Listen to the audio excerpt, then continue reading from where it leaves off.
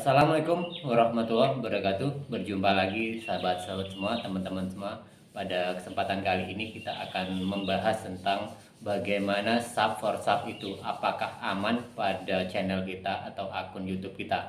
Nah, teman-teman, seringkali kita temui dalam suatu grup baik itu Facebook, WA dan lain-lain. Itu adalah kumpulan atau komunitas YouTuber pemula yang menginginkan agar kita untuk saling mendorong ataupun menyupport. Nah, teman-teman ya, perlu kita ketahui bahwa sub for sub ini, kenapa tulisannya ya, itu biasa disebut SUB ya, terus 4 SUB seperti itu, atau sub for sub seperti itu. Kita sering kali kita ucapkan. Nah, teman-teman perlu kita ketahui juga sekali lagi bahwa sub for sub ini sudah dijelaskan dari YouTube, dari pihak YouTube sendiri, bahwa ada sesuatu hal yang memang itu adalah hal yang kurang pas ya, artinya itu melanggar kode etik kita, artinya seperti itu dari YouTube, sehingga ketika kita melakukan itu pasti ada suatu kendala-kendala pada channel kita.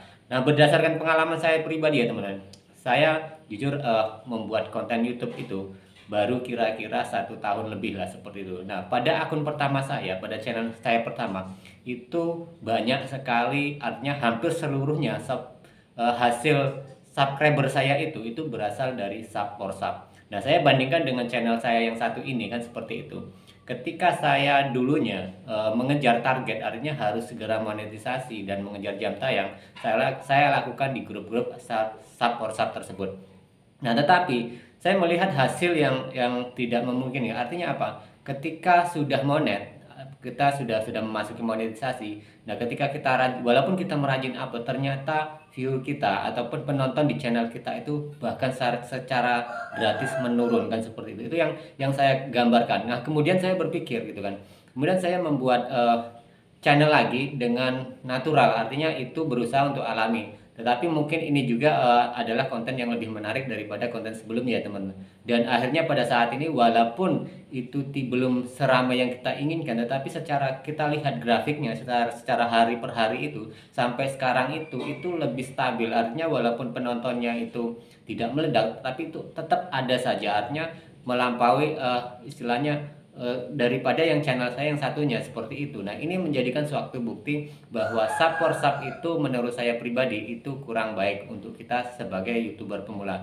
Nah, teman-teman, setelah kita memahami sendiri ya, sub for sub sendiri adalah cara biasanya yang kita lakukan itu adalah kita mengunjungi channel orang lain, kemudian kita dengan harapan saling membalas agar teman kita ataupun kolega kita kembali subscribe channel kita, sehingga kita meningkat subscribe kita kan seperti itu. Jadi itu adalah hal yang instan seperti itu ya teman-teman.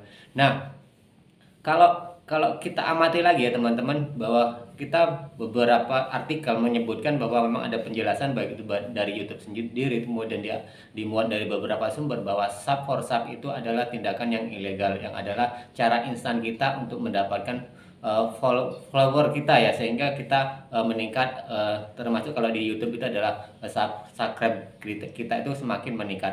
Nah, ternyata cara itu tidak diizinkan oleh YouTube, dan banyak sekali pengaruh pada channel kita sehingga channel kita tidak berkembang. Apakah kegiatan sub for sub itu YouTube akan tahu? Nah, ini menjadi suatu jawaban tersendiri bagi kita ya teman-teman, ketika kita sudah melakukannya. Karena saya juga sudah membandingkan tadi, ketika channel saya yang dulu itu penuh dengan sub for sub, artinya target saya itu memenuhi 2000 subscriber pada saat itu untuk mengejar monetisasi. Tapi setelah itu, setelah monet gitu kan, seperti akun saya itu ataupun penonton saya itu semakin berkurang gratis ya, sehingga ini menjadi suatu gambaran kita ya teman-teman, bahwa kegiatan itu memang benar-benar tidak baik untuk kita sendiri. Sehingga kalau bisa teman-teman, ketika kita sudah terjun di dunia YouTube itu, kita berusaha untuk mencari subscriber atau follower kita yang alami, yang penting kita bisa membuat konten, kemudian kita kualitas kita tingkatkan sehingga nanti banyak yang mengikuti channel kita.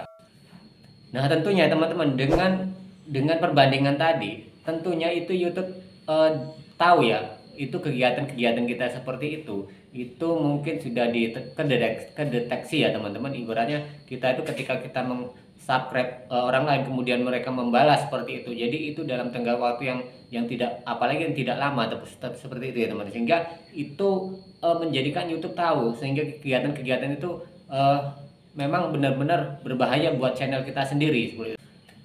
Nah, ini pengalaman saya pribadi ya teman-teman. Kadang kita itu justru malah seuzon kepada orang lain, karena pernah subscribe saya itu bisa hilang sampai ratusan itu dalam satu hari, bahkan puluhan. Itu seperti itu sering kali terjadi hilangnya seperti itu. Bahkan dulu sebelum saya juga tahu bahwa saya kadang sering uzon kepada teman-teman kita yang dalam satu grup, kenapa teman kita unsur ya seperti itu, padahal kita sendiri sudah konsisten menyubscribe channel mereka seperti itu. Nah, kita seuzon kepada teman-teman kita bahwa mereka itu tidak konsisten pada kegiatan kita tersebut, sehingga channel kita itu memang berkurang gratis subscribe-nya ya teman-teman. Inilah menjadi suatu apa sendiri ya, istilahnya hati kita sendiri merasa sakit ketika kita melakukan kegiatan sub for sub tersebut. Nah teman-teman, bagaimana ya ketika kita sudah terlanjur melakukan kegiatan itu seperti itu, melakukan kegiatan sub for sub pada channel kita. Menurut saya pribadi seperti ini ya teman-teman, karena saya sudah membandingkan ya, ketika channel saya yang satunya itu memang totalitas hasil dari sub for sub, kemudian yang satu ini berkembang dengan sendirinya, itu akan sangat berbeda ya teman-teman. Tetapi kan kadang sayang, kita sudah melakukan itu sudah lama, artinya sudah bertahun, artinya hampir 1 tahun melakukan itu, tetapi ya itu perbedaannya teman-teman. Ketika hasil dari sub for sub, ternyata channel kita itu susah akan berkembang gitu kan, seperti itu.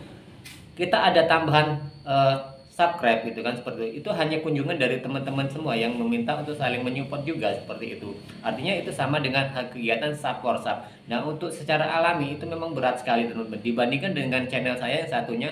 Ketika saya biarkan, artinya saya hanya konsisten pada kegiatan membuat video kemudian mengupload seperti itu, walaupun saya tidak peduli yang satu ini akan ada penonton atau akan ada yang mengikuti kita atau mensubscribe channel kita ini. Tapi kenyataannya setelah setahun ini bisa mencapai hampir 2000, bahkan sekarang 2000 subscribe ya seperti itu. Jadi inilah salah satu contoh yang saya rasakan ya teman-teman, saya alami sendiri, bahwa dari hasil sub for sub ini itu tidak bisa maksimal untuk kita. Tetapi kan kita sayang, ini sudah kita lakukan ya, kita tetap upload walaupun itu tidak sekonsisten dengan yang channel yang alami ini seperti itu. Nah, jadi ini salah satu resiko bagi kita ya teman-teman, yang sudah terlanjur kita sub for sub ya kita jalanin saja. Tapi kalau bisa kita punya channel cadangan yang kita coba dengan cara lebih alami, dan ini akan lebih permanen dan konsistennya kita insya Allah akan mendapatkan hasil yang lebih daripada hasil yang sub for sub. Nah, kadang